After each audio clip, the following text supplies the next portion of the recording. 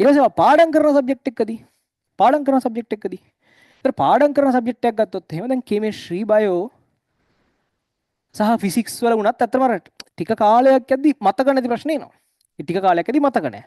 ඒතර ඒ වගේ සබ්ජෙක්ට් එකකදී ඔයාලට ඇත්තට ගැඹුරු අවබෝධයක් එන්නේ නැහනේ. ඒ කියන්නේ ඒකදී ඇත්තටම ඔයාලට අවබෝධ වෙන්නේ නැහනේ. ඔයා හිතලා ගොඩාක් හිතලා මෙහෙමයි මේක වෙන්නේ කියලා ඔයා හිතන නෙමෙයි හින්දා ඔයාලට ඇත්තට මේක අමතක වෙන්න තියෙන හැකියාවත් වැඩි.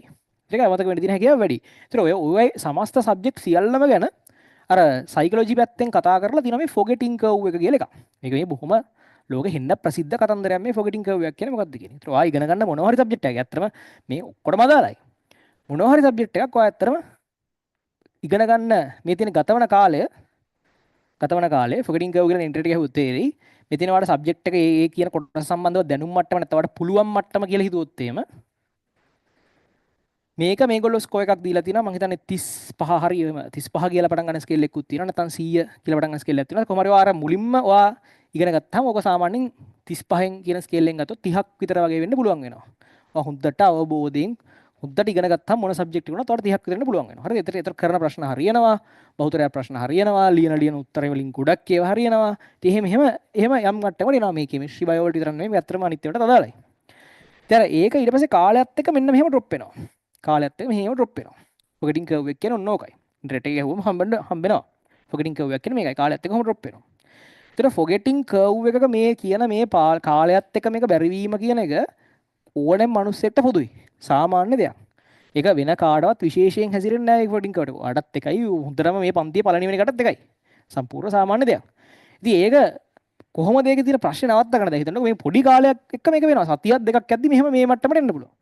කලින් වගේ ලකුණු 10ක් ගන්න වෙනවා ලකුණු 5ක් වෙන්න පුළුවන් සතියක් යද්දි මේ සබ්ජෙක්ට් එකෙන් මේ තියෙන දේ වලම හෙව්වොත් එහෙම.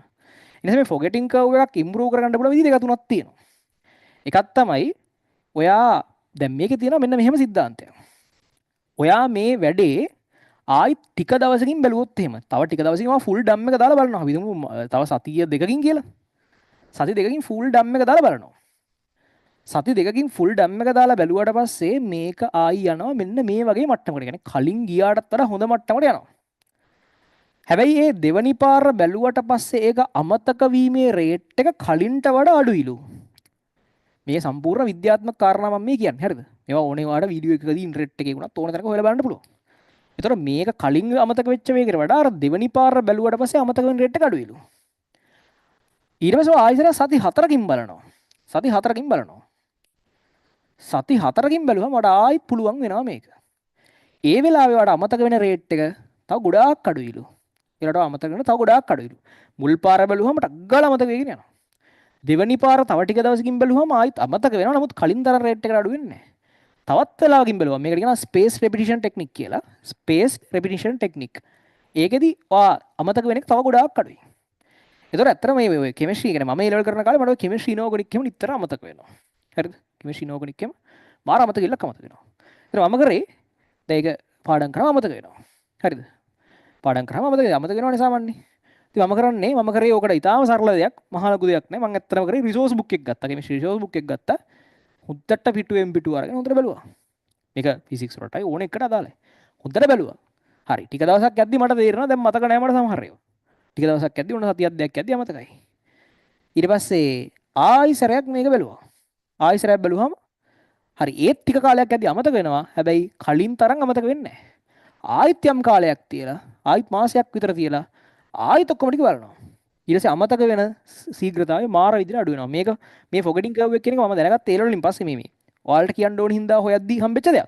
නමුත් මේක දැකපු ගමන් මට මතක් වුණේ මං ඉනෝගනික් පාඩම් කරපු විදිය. ඒතකොට මට උනේත් ඇත්තටම මෙන්න මේක තමයි. පසු කාලීනව මේ දැනුම සෑහෙන්න කාලයක් යනකම් හිටින්නේ මේ නැති වෙන්නේ නැහැ මේ ස්පේස් රෙපිටිෂන් එකක් එක්ක.